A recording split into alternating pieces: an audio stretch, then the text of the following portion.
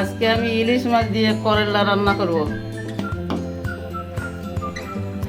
এই যে এইভাবে আমি পাতলা করে কেটে নিয়েছি, যেভাবে করলা ভাজি করে সেইভাবে কেটে নিয়েছি। আমি হাতে মেখে রান্না করব। পেঁয়াজ কুচি, হলুদ গুঁড়া, মরিচ গুঁড়া, স্বাদ মতো লবণ, তেল,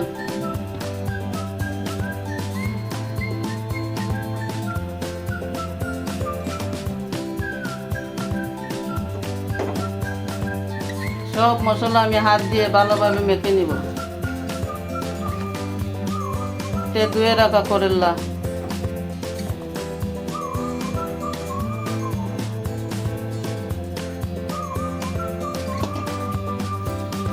করলা ভালোভাবে মশলার সঙ্গে মাখিয়ে নিব।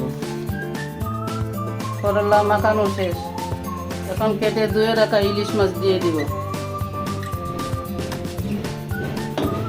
মাছও ভালোভাবে করলার সঙ্গে মাখিয়ে নিব।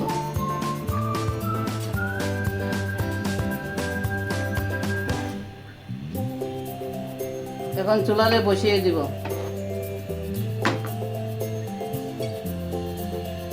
ঢাকনা দিয়ে ঢেকে দিব, একটু নেড়ে দিব।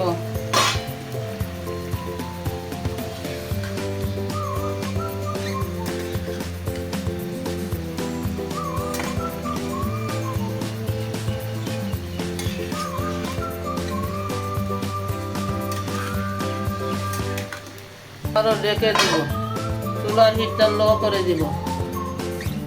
অল্প আঁচে রান্না হবে, করলা সিদ্ধ হবে। কাঁচামরিচ,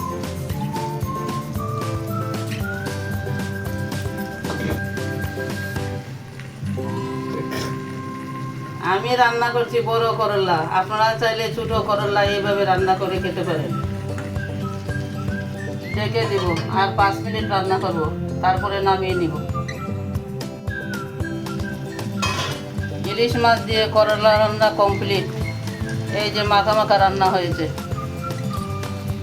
ঝোল নাই, অল্প ঝোল। এখন আমি পরিবেশন করে নিব।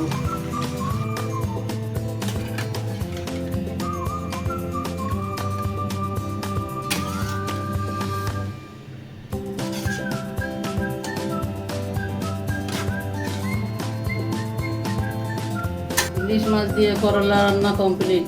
এখান থেকে আজকের মতো বিদায়। আল্লাহ হাফেজ।